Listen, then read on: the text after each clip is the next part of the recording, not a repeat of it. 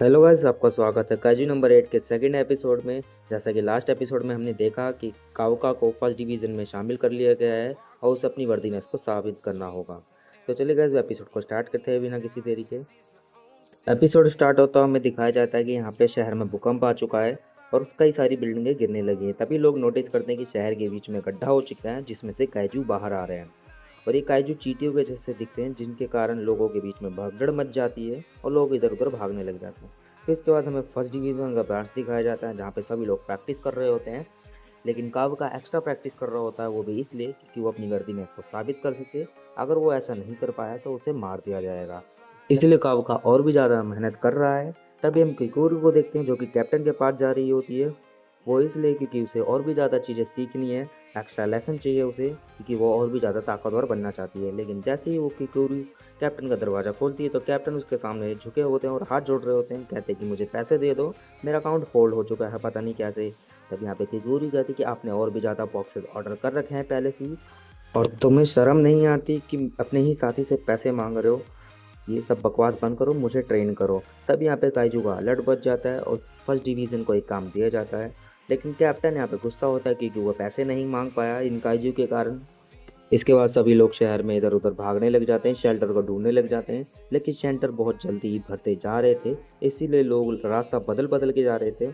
और यहाँ पे तभी एक लड़की को चोट लग जाती है और उसका भाई उसे बचाने की कोशिश कर रहा होता है। उसका भाई उसे भरोसा दिलाता है कि कैप्टन गैन अभी आ ही रहे होंगे, वो हमें बचा लेंगे।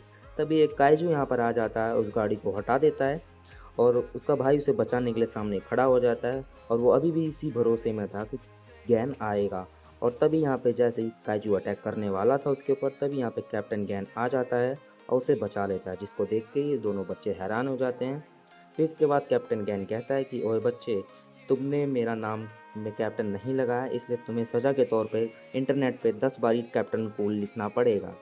और ये चीज़ से वो लोग खुश हो जाते हैं और इनके पलटन आके उन बच्चों को ले जाते हैं और इन बच्चों को सेफ्टी जोन में पहुंचा दिया जाता है। तब यहाँ पर कैप्टन गैन सबसे बात कर रहा होता है और पता चलता है कि यहाँ पे जितने भी सोल्जर्स हैं सभी अपनी अपनी जगह पहुंच चुके हैं और वो सभी काइजू इसको मार रहे हैं धीरे धीरे। और यहाँ पे काफ़ी अच्छे से सभी लोग लड़ रहे हैं। और यहाँ पे कैप्टन गैन कहता है कि सभी अपने अपने तरीके से मारो जैसे तुम मार सकते हो, और जो काइजूस अपने इंसानों में बदल रहे हैं, किसी और बदलाव आ रहा है उनके अंदर किसी तरीके का, तो उन्हें न्यूट्रलाइज जोन के अंदर भेज दिया जाएगा, जहाँ पर किकुरी और काबुका पहले से ही है। और वो देखना चाहता है कि ये दोनों कितने ज़्यादा ताकतवर हैं। फिर इसके बाद हमें बेस दिखाया जाता है जहाँ पे सभी लोग इन सोल्जर्स और स्क्वाड्स पर नज़र बनाए हुए हैं कि कोई चोटिल या कोई कमज़ोर तो नहीं हो गया है। और यहाँ पे चीफ भी इन सब चीज़ों को देख रहे होते हैं। तभी यहाँ पे काइजूस पर सोल्जर्स अटैक करना स्टार्ट कर देते हैं और ये काफ़ी अच्छे से लड़ रहे होते हैं। तभी कुछ काइजूस न्यूट्रलाइज जोन की तरफ भेज दिए जाते हैं जहाँ पे किकुरी होती है और किकुर अपना वेपन निकाल लेती है।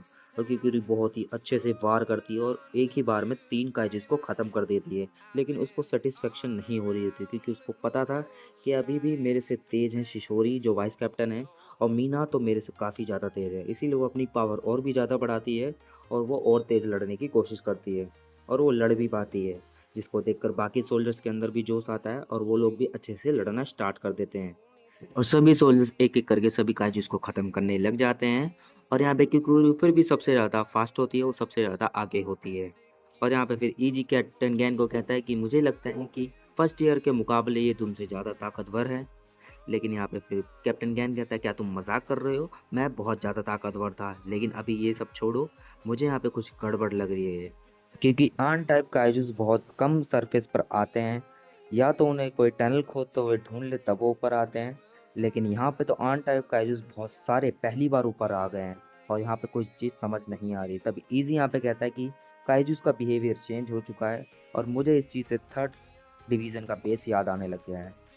और कैप्टन भी यहाँ पे कह रहा है कि तुम सही कह रहे हो, इनको कोई ना कोई तो ऑर्डर दे रहा है। तब यहाँ पे कुछ काइजूस काविका की तरफ बढ़ने लग जाते हैं और काविका डर रहा होता है। फिर काविका के ऊपर लोगों ने नज़र भी रख रखी कि आखिरकार काइजू नंबर 8 करेगा क्या, मतलब कि काविका क्या करेगा। काविका अपने पैरों को थोड़ा ट्रांसफॉर्म करता है और वो जोरदार मुक्का मारता है काइजू के ऊपर, लेकिन उसका हमला इफेक्टलेस होता है। और सभी लोग ये चीज़ देख रहे थे कि आखिरकार काविका अपने आप को चेंज क्यों नहीं कर पा रहा है, वो अपने आप काइजू नंबर 8 में क्यों नहीं बदल पा रहा है। फिर काउका कहता है कि मुझे पता था कि मैं इतनी सी ताकत के साथ तो इससे नहीं लड़ सकता हूँ, लेकिन अगर मैं पिछली बार की तरह ट्रांसफॉर्म हुआ तो यहाँ पे सब लोगों को खतरा हो सकता है, वो लोग मारे जा सकते हैं। लेकिन मुझे कुछ ना कुछ करना ही होगा। अगर मैं नहीं कर पाया तो मैं मीना के साथ मिलकर नहीं लड़ सकता हूँ। तभी काउका यहाँ पे ट्रांसफॉर्म होने लग जाता है, और काउका पूरी तरीके से ट्रांसफॉर्म हो जैसे ही होता है उसके तुरंत बाद ही उसका ट्रांसफॉर्मेशन फेल्ड हो जाता है, और एक काइजू आकर उसको दूर पटक देता है, जिसके कारण वो घायल हो जाता है और वो उठ भी नहीं पा रहा होता है। और ये सारी चीज़ें हेडक्वार्टर में सब लोग देख रहे थे, और सभी लोग सोचने लग जाते हैं कि आखिरकार काउका ट्रांसफॉर्म क्यों नहीं हो पा रहा है।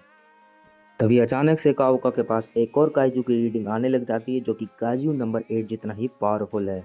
और फिर काउका की ज़मीन हिलने लग जाती है, और उसके नीचे से आंट काइजू निकलता है, और उस आंट काइजू में से काइजू नंबर 9 निकलता है, जिसको देखने के बाद सभी लोग हैरान हो जाते हैं।